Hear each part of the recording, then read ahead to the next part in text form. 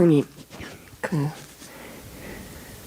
이 노상원 사령관 증거와 관련해서는 저희가 이제 지난 6회 변호인 의견서를 통해서 말씀을 드려서 그 부분에 대해서는 지난 기회부터 쭉 알고 계시는 사항이라 생각이 듭니다. 다만 이제 오늘 재판 진행에 앞서서 저희가 재판장님께 한 가지 여쭤보고 싶은 것이 있어서 말씀을 드리고자 합니다.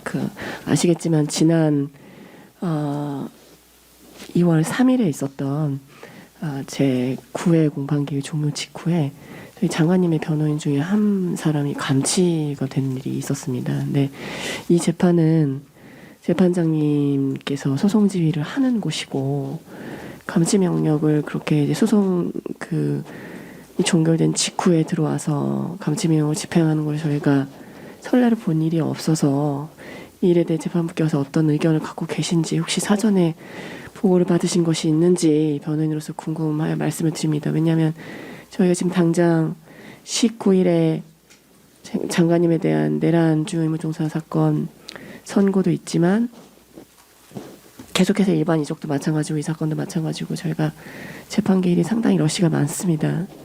이 상황에서 어떤 통지나 예고도 없이 변호인 중에 한 사람을 이렇게 감치한 것은 사실 의뢰인의 이익에도 굉장히 반하는 것이기 때문에 방어권 보장 차원에서도 이런 일은 옳지 않다는 생각이 듭니다. 그래서 재판부께서 혹시 알고 계셨는지에 대해서 여쭤보고 싶었습니다. 답변 부탁드립니다. 재판부가 꼭 답변할 필요는 없는 사안인 것 같습니다.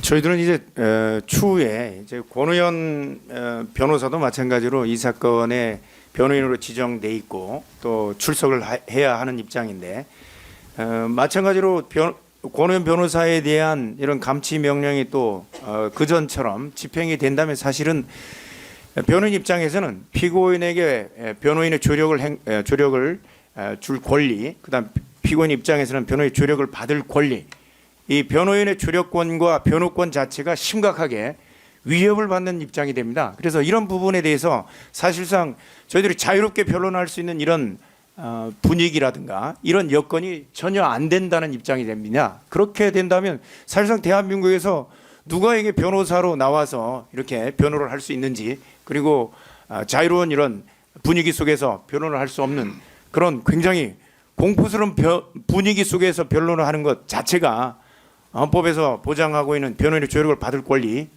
내지는 변호인의 조력을 할 권리, 이런 부분들이 완전히 침해된다는 입장이기 때문에 그 부분에 대해서 재판장님께서 설명을 해주시면 저희들이 납득을 하고 자유롭게 변론도 하고 이에 대해서 저희들이 피고인을 변호할 수 있다는 입장입니다. 네, 특검 쪽에서도 한 말씀 드리자면 그 감치 그 재판과 관련된 집행은 본 사건과는 무관한 내용입니다. 그것은 별도의 재판부에서 진행한 내용이고, 또한 이제 지난 기일에서도 공판이 모두 마친 상황에서 별도로 진행된 내용인데, 특검에게 제가 저희들이 소명을 요구한 게 아닙니다. 그 부분에 대해서 검사님, 왜냐하면 재판장님께 요구를 하는 겁니다. 공판에 지금 관여하고 있고 저희의 시간도 잡아먹고 있습니다. 이런 이의 제기가. 그렇다 그러면 이 부분에 대해서는 이것 재판과는 무관하기 때문에 재판장님께서 말씀하신 대로 재판부는 특별히 답변하실 이유는 없을 것 같고요. 예정된 증인신문 사항이 진행될 수 있도록 지휘해 주시기 바랍니다. 네, 검사님께 저희들이 요구한 내용이 아니에요. 재판부에 요구를 한 내용인데 왜 검사님이 말씀을 하십니까? 그것은 저희들의 의원이 참고해 주시기 바랍니다. 특검이 의견 진술하고 있는데 방해하시면 안 되죠. 방해가 아니라 지금 제가 검사님한테 요구를 했습니까? 재판장님께 요구를 한 부분인데 재판부에 요구할 사항도 아니고 재판부에서 대답할 내용을 왜 검사님들이 얘기하시냐고. 예정된 증인신문을 지연하는 의견일 뿐입니다. 얘기하시냐고 했습니다. 얘기하냐고 한 게 아니라 증인신문 사항이 될 수 있도록 지휘해 주시기 바랍니다. 재판장님, 이건 법정에 이 사건과 무관한 내용을 가지고 이렇게 예정된 증인신문이 지연되는 것은 소송 절차 사원에서도 적절하지 않습니다. 그것은 변호인들의 사정일 뿐이고 이 재판과는 무관하기 때문에 증인신문이 진행될 수 있도록 지휘해 주시기 바랍니다. 저희가 시간을 잡아먹는다는 표현은 적절하지 않다고 봅니다. 왜냐하면 아시지만 형사소송법에서 변호인이 재판부께 드릴 수 있는 이야기에 제한이 없습니다. 그리고 변호인이 느닷없이 감치가 된 지 일주일 정도 지났고 저희가 그동안 재판을 준비하면서 여러 가지 피해를 본 것이 있습니다. 그런데 저희가 이것을 이 재판부에서 말씀을 드리는 이유는 다른 장소에서가 아니라 이 법정에서 이런 일이고 또 재판부의 소송지가 뭐 그 상황에선 변론이 종결됐다고는 하지만 예전에 재판장님께서 기억을 해보시면 퇴정하시고 나서 어떤 소란이 있었던 것에 대해서 재판장님께서 그것은 문제가 있는 행위니까 자제해달라고 말씀하시지 않으셨습니까? 그렇다면 시간상으로 임박해 있는 그 순간에 이 법정에 사복차림의 법관이 경찰까지 데리고 들어와서 감치명령을 집행한다? 형사소송법에 그런 근거 규정이 어디에 있습니까? 저희가 법원 밖에서나 법원 복도에서 그런 일이 일어났다고 한다면 저희가 재판부께 여쭤보지 않았을 것입니다. 그렇지만 재판장님께서 퇴정하신 직후에 일어난 일이고 시간순으로 보면 어떻게 보면 소송지휘권이 미칠 수 있는 영역이라고 볼 수가 있는데 경찰이 난입을 해서 변호인을 잡아간다고 한다면 이 법정의 권위가 제대로 서겠습니까? 그 부분에 대해서 재판부께서 말씀을 해주십시오. 저희가 이걸 어디다 여쭤보겠습니까? 당연히 이 재판부 소송이 종료된 직후에 그런 일이 있었기 때문에 이 재판부께 변호인으로서 당연히 여쭤볼 수 있는 것인데 뭐가 두려운지 변호인의 정당한 질문에 대해 시간을 잡아먹는다고 표현하면 정당하지 않죠. 그것은 답변해 주십시오, 재판장님. 알고 계셨다면 계실 수도 있었다고 생각합니다. 재판장님의 협조 없이 어디 법관이 사복 차림으로 돌아와가지고 경찰 대동해서 저희가 이미 감치명령 사건에서 변호인 선임기를 냈기 때문에 뭐가 물리적인 폭력을 행사한 것도 아니고 혹시 나가시기 전에 부탁할 사항이 있냐라고 물어보니까 법정경위가 제 앞을 가로막고 접근하지도 못하게 했습니다. 그런 일이 이 408호 법정에서 다시 일어나면 안 되는 거 아니겠습니까? 근데 재판장님께서 어디까지 알고 계시고 어디까지 허용을 해주셨는지를 알아야 저희가 이후에 대응을 하더라도 명확하게 입장을 정리할 수 있기 때문에 그 부분에 대해서는 이 법정에서 당시 소송 지휘를 해주셨던 재판장님께서 말씀해 주시는 것이 맞다 보입니다. 저희가 과도한 요구를 하는 것이라 생각되지 않고요. 답변을 부탁드리겠습니다. 예, 저는 뭐 종전 아까 말씀드리는 거 이외에 더 드릴 말씀은 없습니다.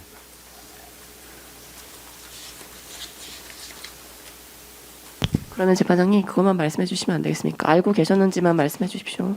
왜냐하면 당시에 제정한 파견검사들에 대해서 그 국민분들께서 다 나가시고 나서 방청 오신 분들이 나가시고 나서 파견검사는 제정을 하고 있어서 저희가 물어봤습니다.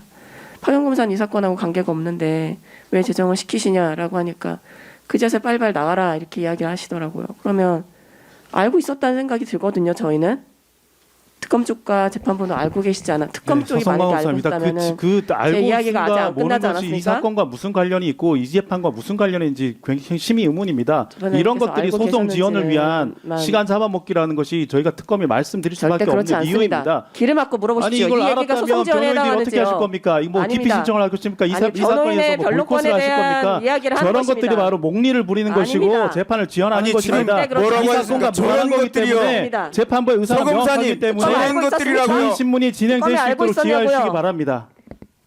서검사님 사과하십시오. 저런 것들이라뇨. 저런 말들이라는 표현 아닙니까? 변호사들이 저런 말들이 말꼬리 잡지 마시고요. 아니요. 알고 잡는 게 아니고요.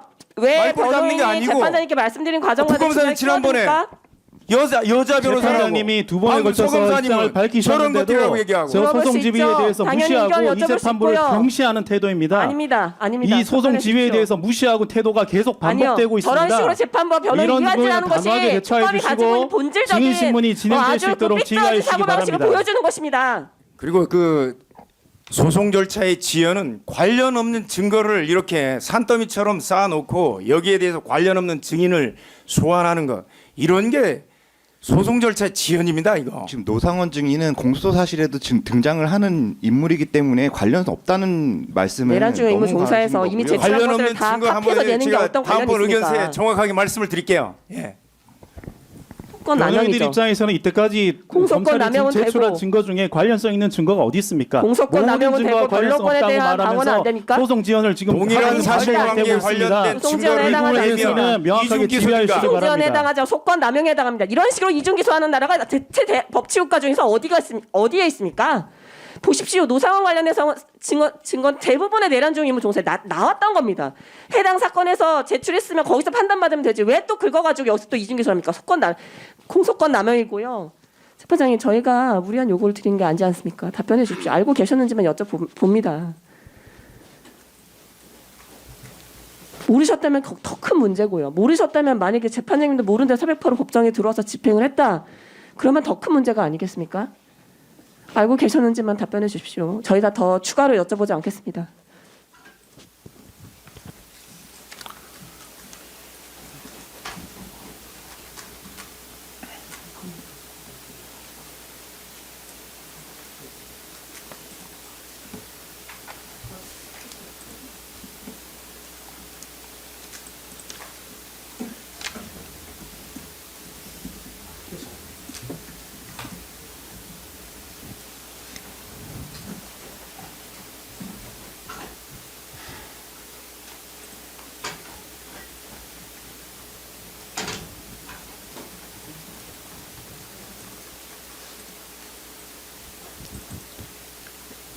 예, 제가 드린 말씀 아까 좀 똑같습니다.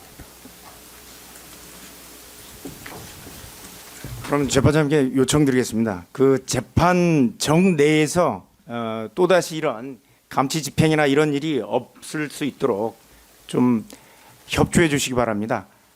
재판정 외에서 일어난 사건에 대해서는 저희들이 재판장님께 이런 부분을 설명을 요구하거나 그러지 않습니다. 근데 재판장님 담당하는 이 재판정에서 그런 일들이 벌어졌기 때문에 추후에 이런 일이 다시 발생하지 않도록 해주시고, 감치는 집행은 법정 밖에서도 얼마든지 가능하다고 저는 봅니다. 그렇기 때문에 재판정 내에서, 그것도 경찰권 사경까지 들어와서 재판정 내에 들어와서 변호인을 끌고 가는 이런 일들이 다시는 발생하지 않도록 조치해 주시기 바랍니다.